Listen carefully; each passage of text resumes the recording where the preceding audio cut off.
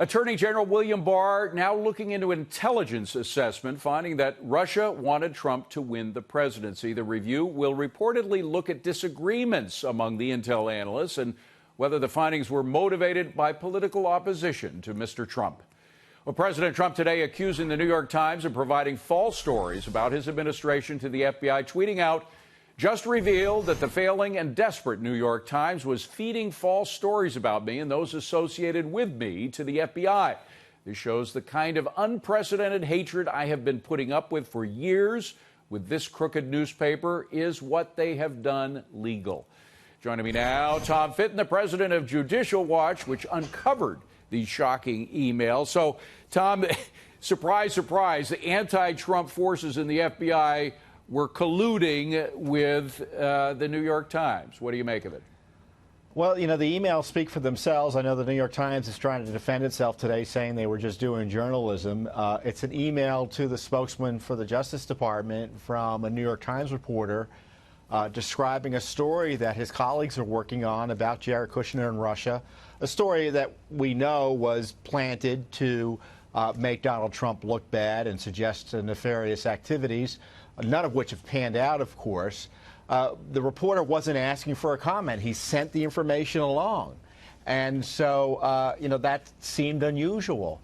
And there's a second email where the New York Times is willing to give the FBI leadership a heads up, a preview on a story.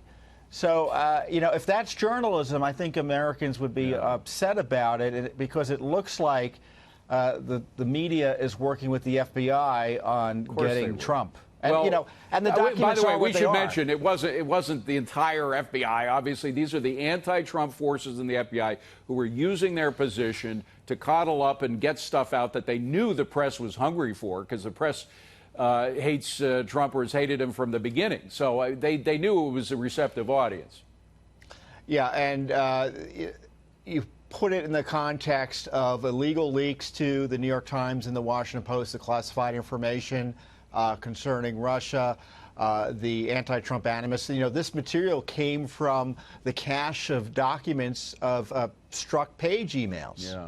So this is further documentation also that Peter Strzok and Lisa Page were in the center of the Russia investigation by the FBI and DOJ, and was also involved in media relations as well. And by the way, we should mention once again, as Congressman Nunes has recently, that in October of 2016, Christopher Steele, the guy behind the Trump dossier, met with a Deputy Assistant Secretary of State he came out with information that even though she obviously was not pro-Trump, said was completely false information, like there was a Miami division of the Russian consulate, which doesn't exist. So she passed that information on to the FBI, and the FBI still went ahead full throttle with Chris Steele and using his so-called documentation, which she told them was bad,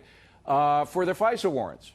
You know, and none of that stopped the State Department from other documents we have with continuing to collude with Steele and sending his information along also to the top leadership of the House Democratic Party, Steny Hoyer's office. Yeah. Now, you know, and again, going back to your first story, you betcha Barr needs to look at that hit job IC assessment on President Trump.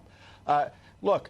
No one knew President Trump was going to win. I don't even know if President Trump knew he was going to win. The idea the Russians, quote, wanted him to win is absurd. They thought Hillary Clinton was going to win, and it looked like their activity was designed to put Hillary Clinton back on her heels as she entered the presidency.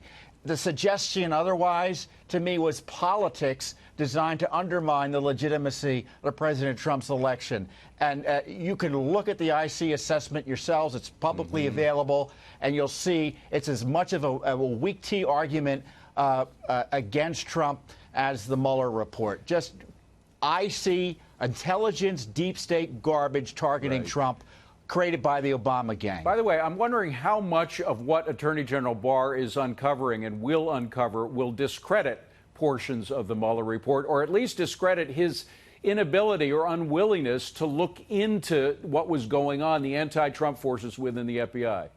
the received wisdom, even about Russia interference in the election designed to help President Trump, can't be taken at face value. He's got to look at everything that everyone assumes is true. There was never collusion. It's not even clear the Russians were trying to help Trump. They may have well been trying to help Clinton or keep her back on her heels with no idea that Trump was going to win. By the way, I just want to get your assessment of something. The president today was interviewed. It's going to be shown on Sunday on Meet the Press. But he talked about the whole push for impeachment and Nancy Pelosi's unwillingness to go that route, at least now. Let me just play the soundbite and get your reaction. Why do you think Nancy Pelosi has held off her impeachment caucus? Because I think she feels that I will win much easier. I mean, I've been told that by many people. Do you think impeachment's good politics for you? I think I win the election easier, but, you know, I'm not sure that I like having it. Look, I did nothing wrong. I was spied on. What they did to me was illegal. It was illegal on the other side. I did nothing wrong. So impeachment's a very unfair thing because nothing that I did was wrong. You know, I can understand the president. On one hand, politically, it might actually help him, but it is a stain. Nobody wants that stain, particularly if it's totally undeserved. Well, that's exactly right. And the president obviously is concerned that the coup cabal will continue with an impeachment fight. Even if they lose or even if he wins, it's an abuse of power by Congress even talking about it. There's no collusion, no obstruction, no case for impeachment. And Nancy Pelosi, I think, said something sensible the other day, based on my understanding. She said, look, you know, impeachment is something that's obvious. There's something out there that obviously someone needs to be impeached for. And the idea that the House is going to hunt around to make a case that isn't apparent to anyone else in the country, Nancy Pelosi is a sophisticated enough politician to know that won't wash. Yeah. Tom Fitton, great to see you, Tom. Thank you very much.